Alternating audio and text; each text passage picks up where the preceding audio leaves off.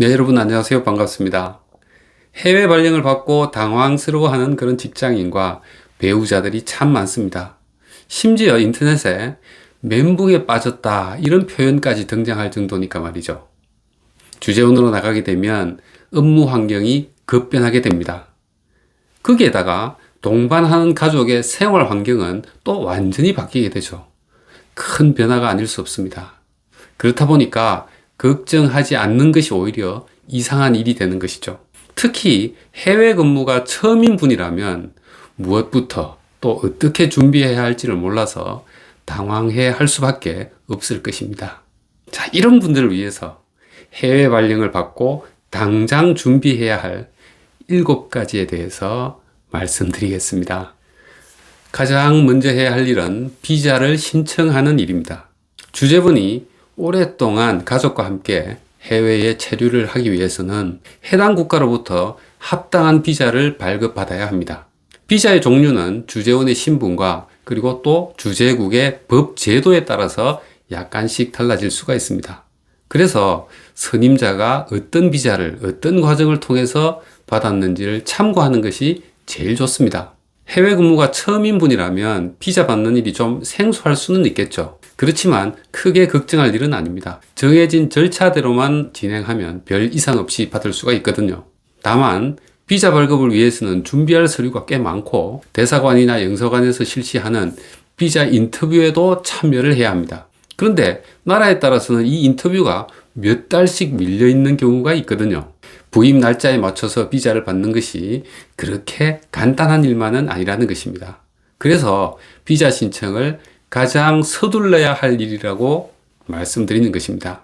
그런데 가끔 회사가 너무 촉박하게 발령을 해서 비자를 받을 시간이 부족한 경우가 있죠. 그래서 비자를 받지 못하고 출국을 해야 하는 그런 주재원이 있을 수 있습니다. 자, 이때는 비자 없이 출국을 했다가 다시 입국해서 비자를 직접 받아가야 합니다.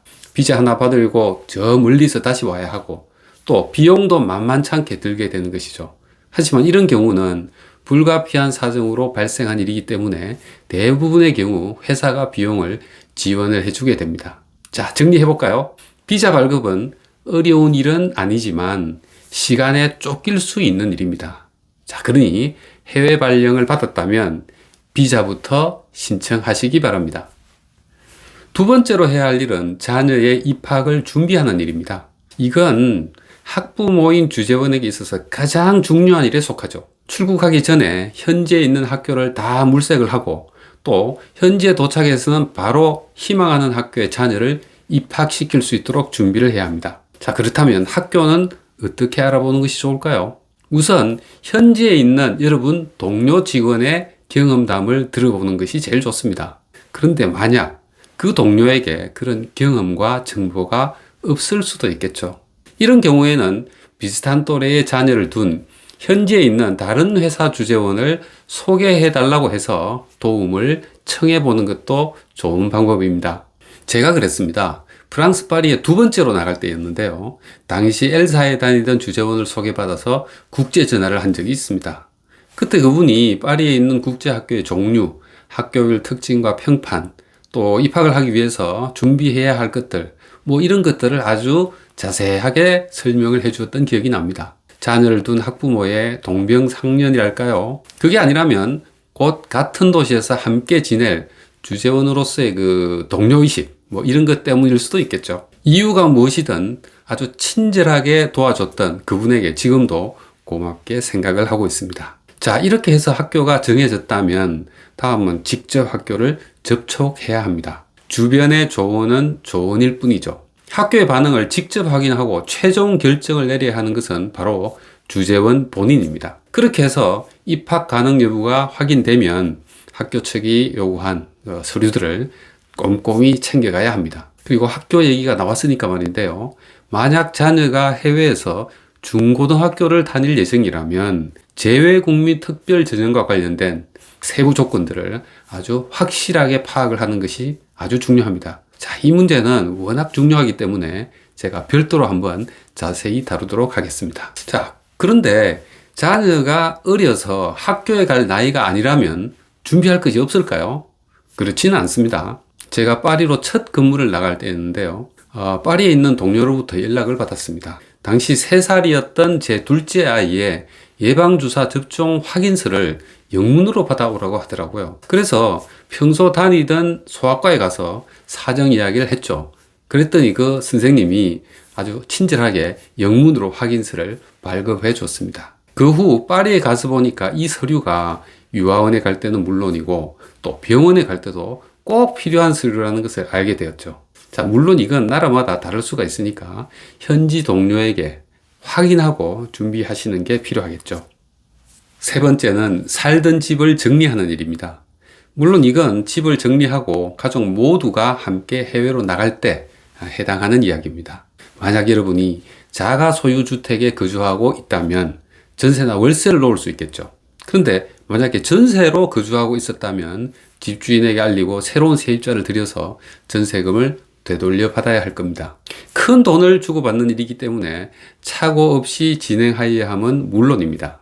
그리고 이사 날짜 맞추는 일도 그렇게 간단하지가 않습니다. 때에 따라서는 살던 집을 미리 비워주고 출국 전에 며칠간 임시 거처에 머물러야 하는 그런 일도 발생하게 되죠. 그렇다 하더라도 집 문제를 아주 깔끔하게 처리를 하고 출국하는 것이 여러모로 마음이 편한 일입니다. 그래서 말인데요, 이사 날짜 정할 때 며칠 정도는 임시거처에 머물 수 있겠다, 이런 마음의 여유를 가지고 대처하시는 것이 좋다고 생각을 합니다.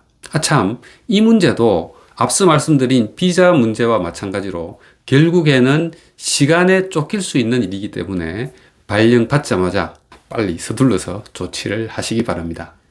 네 번째는 재테크 계획을 세우는 일입니다. 방금 알아본 살던 집을 정리하는 일과 아주 밀접하게 관련이 있습니다. 왜냐하면 재테크의 핵심이 살던 집을 정리하는 과정에서 나오는 전세금이기 때문이죠. 자가 소유주택에 전세를 주든 전세로 살다가 전세금을 빼든 어떤 경우든 전세금이라는 목돈이 생기게 됩니다. 그런데 여러분이 해외에 나가게 되면 회사가 거주할 집을 임대해 주는 경우가 대부분이기 때문에 이 돈이 필요하지가 않게 됩니다. 그래서 이걸 해외에 주재하는 동안 어떻게 굴릴 것인지가 아주 중요해지는 것이죠. 과거에 전세금에다가 대출금을 더해서 집을 장만해 놓고 출국하는 주재원들이 꽤 많았습니다. 4, 5년 후 귀국을 했을 때 집값이 크게 올라서 재미를 보기도 했죠. 반대의 경우도 있었습니다. 목돈을 잘못 굴려서 오히려 크게 손해를 본 경우 말이죠. 주재원으로 나갈 때 집을 팔아서 주식을 왕창 샀다가 4년 후 귀국해서 보니까 그 돈으로는 과거에 살던 집 전세도 들어갈 수 없게 된 그런 안타까운 경우도 있었으니까 말입니다. 주재원에게 재테크가 이렇게 중요한데도 막상 해외 발령을 받고 아주 정신없이 준비를 하다 보면 제대로 재테크에 신경 쓰지 못하고 시간에 쫓겨서 대충 처리하고 마는 그런 주재원들이 굉장히 많습니다. 여러분, 절대 그렇게 해서는 안 되겠습니다. 다른 사람의 말을 경솔하게 믿고 투자해서도 안 되겠습니다. 평소 재테크에 관심을 가지고 공부해서 스스로 현명하게 대처하시기 바랍니다. 재테크는 주재원에게 주어지는 몇 가지 아주 특별한 기회 가운데 하나라는 점을 다시 한번 강조드립니다. 다섯 번째로 해야 할 일은 이삿짐 붙이기입니다. 해외 근무를 처음 하는 경우라면 이삿짐 붙이는 일도 꽤 신경이 쓰이는 일입니다. 원래 이사 자체가 신경 쓰이는 일이죠. 그런데 이번에는 해외로의 이사이기 때문에 추가적으로 고려해야 할 것들이 많아지게 됩니다. 이삿짐 준비에서도 경험자는 큰 도움이 됩니다. 현재 해외 현지에서 근무하고 있는 여러분의 동료, 그 동료 직원의 도움 말입니다. 어떤 물건들을 가져가면 좋을지를 그분에게 물어보는 것이 좋습니다. 특히 그 동료 직원의 배우자의 의견을 포함해서 알려달라고 하는 것이 키포인트입니다. 왜냐하면 현지에서 기묘한 물건들은 살림을 직접 사는 그 배우자들이 훨씬 더 잘 알고 있기 때문이죠. 그리고 해외로 가져갈 물건은 시간이 날 때마다 체크를 해서 조금씩 준비를 하는 것이 좋습니다. 어느 날 한꺼번에 준비를 하다 보면 힘도 들지만 자칫 깜빡하고 빠뜨리는 경우가 있을 수 있으니까 말이죠.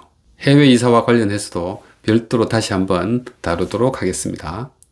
여섯 번째는 필요한 책을 구입하는 일입니다. 해외 주재원은 짧게는 2, 3년, 길게는 4, 5년이라는 결코 짧지 않은 기간을 해외에서 지내게 되죠. 이 기간은 주재 지역을 이해할 수 있는 아주 좋은 기회의 시간이 됩니다. 주재 지역을 잘 파악하게 되면 현지에서의 여러분의 업무가 수월해집니다. 거기에다가 여가 시간도 훨씬 더 알차게 보낼 수가 있죠. 그리고 또 그곳을 떠나게 되더라도 평생 그 지역 전문가로 활동할 수 있는 기회가 주어지기도 합니다.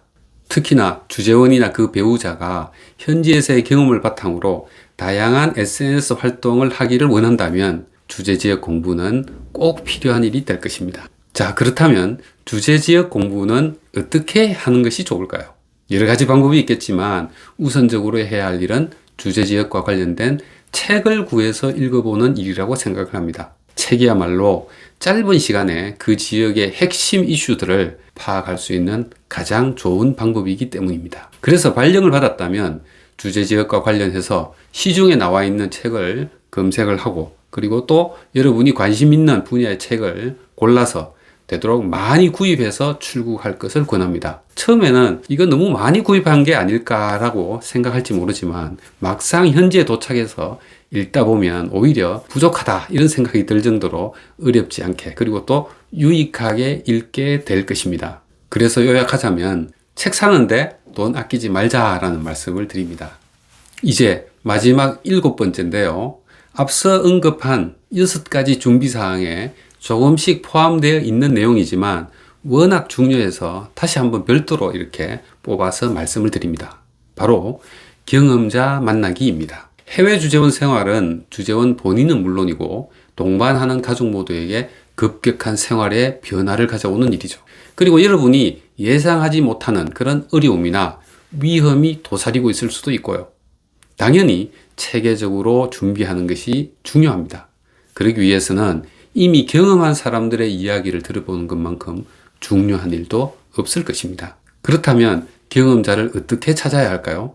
우선은 여러분과 자리를 맞바꾸게 되는 곧 귀국할 동료로부터 도움을 받는 것이 좋습니다. 그리고 같은 회사 내에 그 지역에서 근무한 경험이 있는 다른 동료가 있다면 찾아가서 조언을 구하는 것도 좋은 방법입니다. 그런데 아무리 해도 경험자를 찾지 못한다면 해외 근무 경험을 많이 보유하고 있는 기관, 여러분 생각해 보시면 떠오르는 기관이 있을 겁니다.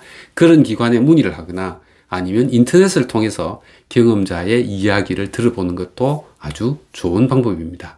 자, 그렇게 해서 경험자를 찾았다면 직접 만나서 한두 시간 이야기를 들어보는 것이 가장 좋습니다. 근데 그게 어렵다면 전화로라도 궁금한 내용을 물어보는 그런 기회를 꼭 가지시기 바랍니다. 그리고 제가 쓴 책, 바로 이 책인데요. 웰컴 투 해외 주재원의 세계도 꼭 한번 읽어보시기 바랍니다. 제가 5차례 해외 근무를 하면서 경험한 것들 중에서 여러분에게 이것만은 꼭 들려드리고 싶다라는 그런 내용들을 이 책에 담았습니다.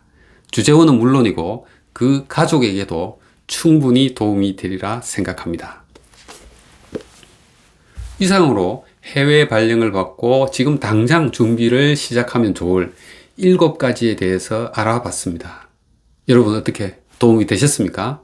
세상에는 많이 걱정되다가도 막상 부딪혀보면 별게 아닌 그런 일들이 참 많은데요.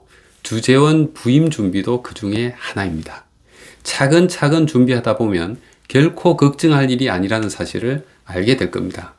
걱정보다는 주재원 생활이 여러분에게 가져다 줄 아주 멋진 기회들을 상상하면서 즐겁게 준비하시기 바랍니다. 해외 주재원의 세계에 오신 여러분을 진심으로 환영합니다. 또 뵙겠습니다. 감사합니다.